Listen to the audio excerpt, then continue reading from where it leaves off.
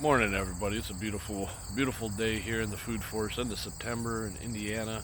I just made a video about trying to get on the coattails of another YouTuber, but Autumn Olive. But then I was walking around and wanted to make a more, I guess, I don't know, serious or relaxing video because I was standing out here and kind of just enjoying the last little bit of summer. And here I'm in the middle of my raspberry patch, or one of them. This is a pear tree that we got from Menards. We're going to do a little bit of pruning on that in the winter, early spring. But right in front of me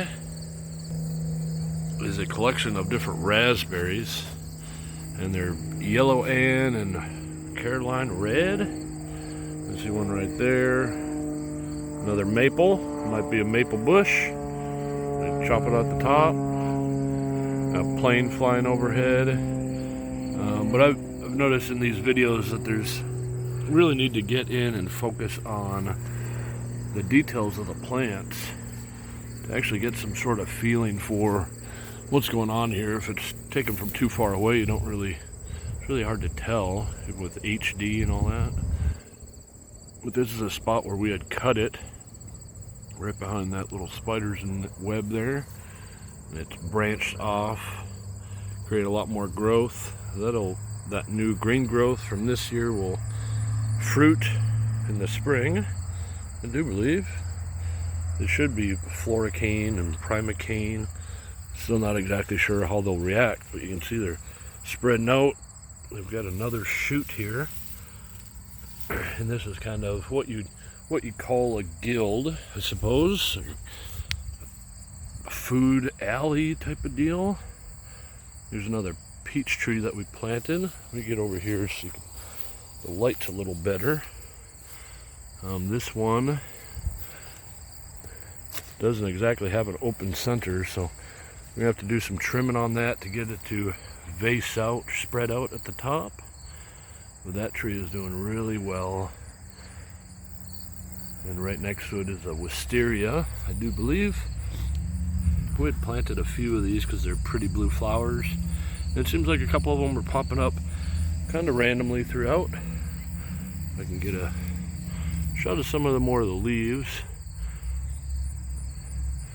It's really cool. It's like it's vining and crawling up this, and that'd be a really cool thing to look and see.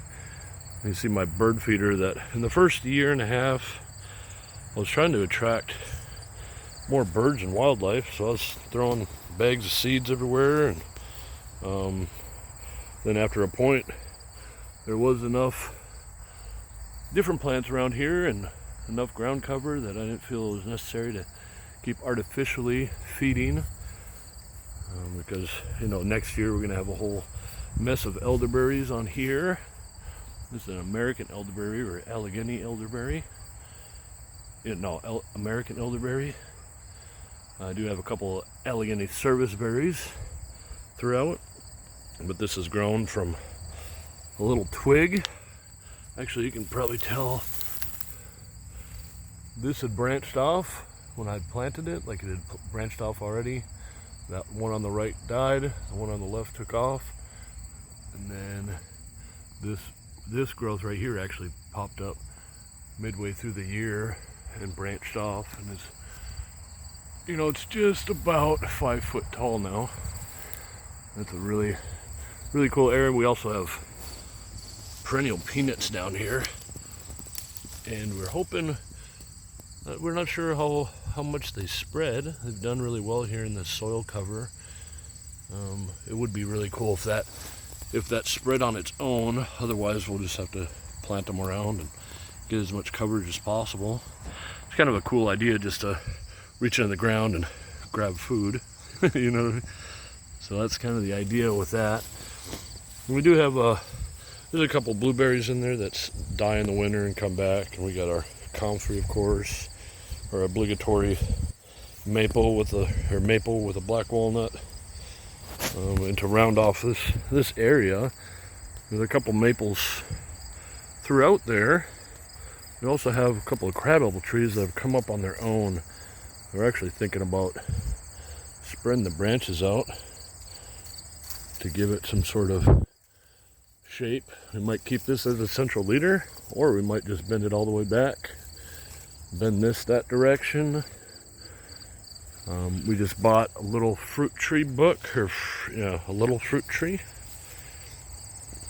And we're gonna try and do some different pruning and shaping techniques to try and maximize how much growth we get and how much fruit we get without having monstrous trees. Here's some, should be picking up pretty decently. This is all asparagus that I accidentally stuck in the ground back here. It seems to be the best way to plant asparagus, just randomly. So that it surprises you. Trying to find it in the spring may be a little difficult, but we'll see. It'll be a little memory test, I suppose, for me. So the video I had mentioned before was just talking about nitrogen fixtures and trying to rebuild soil. That's what we're kind of trying to do, partly with the chickens. And had little compost machines there. You can see Lucy running around. We are just about to start digging holes and put posts in concrete to expand the run. And then we got some lumber and things like that. And these special hangers for building like a new coop itself. So we got that on the way. But kind of back to the autumn olive here. This is a third one. I have a fourth one somewhere else. I don't remember. But here's one that has grown pretty much all of that growth this year. See these shoots. All of those have been this year.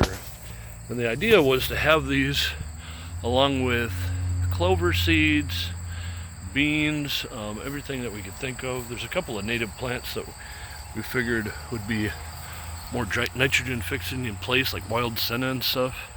They just appeared to have that leaf structure.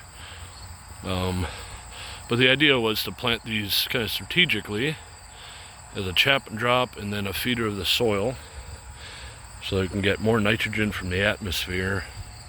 And though of course we've left things like this plantain everywhere, but then we've planted aronia berry, black chokeberry. There's an apple tree. There's another aronia berry. I think I planted, no, that's a service berry. That's one of the Allegheny service berries. I'll swing around here, get to not create a shadow. And then right in the front here we have a honeyberry, one of the few varieties that we have. We'd have to dig. Oh, there you go. Borealis honeyberry. We've got them about 4 different varieties here. We have a Cornelian cherry that should get pretty tall, and we'll probably prune that. But it's kind of this bunching together idea. We got an elderberry, a couple of maples. There's another aronia berry there. But as you can see, that hopefully will provide nitrogen for the area around it, and then we can chop it and drop it onto the soil to feed the rest of these plants. Kind of like a pocket of fertility, and that kind of spreads out. See, and then right back here is another one, because we have a peach tree. We have more perennial peanuts, and then one of these walkways that kind of come through. There's another almond, Ukrainian almond. There's a peach tree. A lot of this stuff is very young, so I try to point these things out in my video. As you can see, here's another autumn olive, and they have edible berries, and they grow large enough to create shelter for birds and different animals and stuff like that. So I wanted to be more of a natural space. We do believe this is an ash tree, I'm pretty sure, which is pretty cool since the ash borer had taken out so many of them. So that's definitely a tree that we'd like to keep. I don't know if in memory or however, but then we kind of randomly put a kiwi down there as a female. We have 2 of them, so we started on our kiwi growing, and then just to kind of round it off, we kept some bull thistle, which we have pockets of thistle, and there's little individual bits, and We do keep a lot of it because pollinators love thistle. And it's another plant very similar in how it reacts to disturbed soil and nitrogen deficient soils. Is you get bull thistle because just trying to protect the land and regrow it into, you know, what it's supposed to be, the most beneficial, you know, structure and chemical makeup. And I've always been told that thistle is nature's way of telling man to stay out. That's why it has so many large barbs. So if you start walking into that, it's like, oh no, I'll just leave.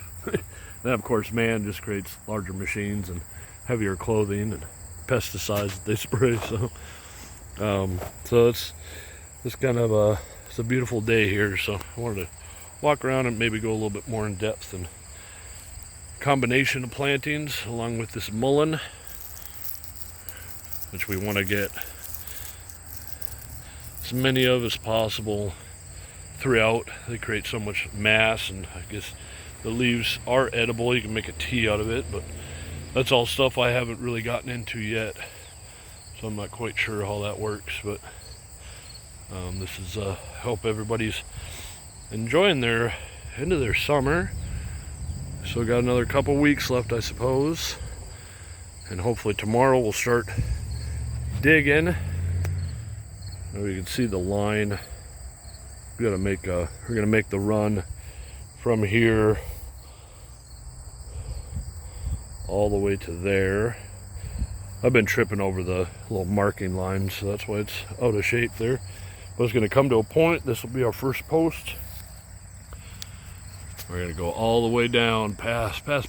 So stay tuned for that. We'll have a little video, or maybe a couple videos and a short detailing all that, because this is now 2 week. Other animals are getting in. I've had to lock the birdies in at night. We have new chickens, little baby chickens. Hi birdies. We got 3 guineas and 2 black onyx. Then we got our 2 Americanas. One of them's probably laying an egg right now. As you can see, it's just the structure is kind of broken down. It wasn't tight enough, tall enough. We didn't have any doors, so that's something we're gonna look into doing. And this will probably be our chick raising coop. And we'll build a larger structure for the main bulk of laying and housing them in the winter. So thank you for watching, and I'll cross my fingers that my other autumn olive video gets the 1,300 views the other guy did. I seen that yesterday and I was like, oh, that's a pretty decent video. 1,500 views, okay. Then I looked at it, I was like, I'm his 43rd subscriber. What? Like, man, you know, you gotta chase the numbers, right? But yeah, good luck to him, and good luck to y'all, and I will see you next time. Okay, bye-bye.